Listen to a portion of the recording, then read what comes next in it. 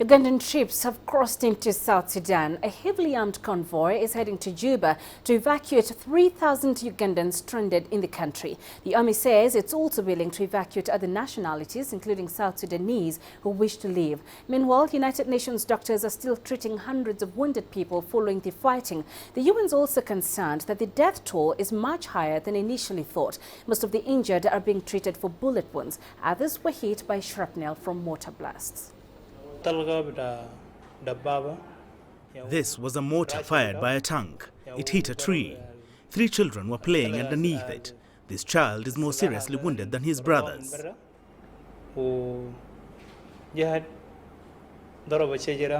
After we provide properly medical care and treatment and surgical operation, the patient from day to day, after the recovery, they can go back to their camp, POC.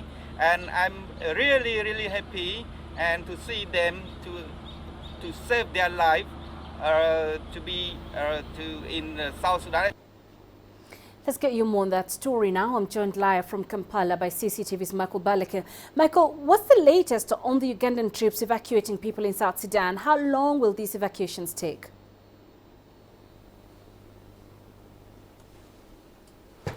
Penina, news coming in from South Sudan is that Ugandan rescue teams have arrived at Nisitu, a town 40 kilometers from Juba, the South Sudan. That's the South Sudan capital. Information in is also that there were major delays today after the convoy of 30 trucks led by the Ugandan forces was ambushed and shot at along the way. What we understand also is that 3 Ugandans got injured in this attack.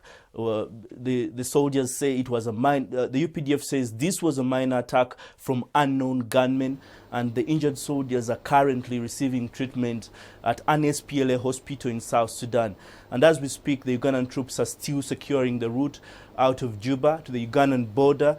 And if all goes well, evacuations may start on Friday and are expected to take not more than 3 days. It's obviously a very dangerous road, Michael, from what you're describing. Why is it so dangerous? Who operates there?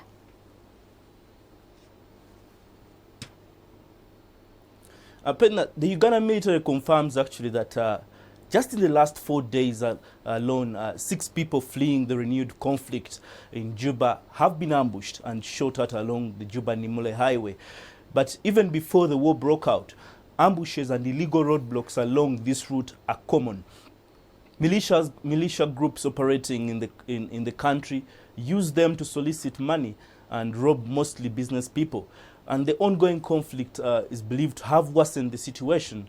However, the identities of the attackers remains unknown, especially with too many guns in the hands of civilians and militia groups.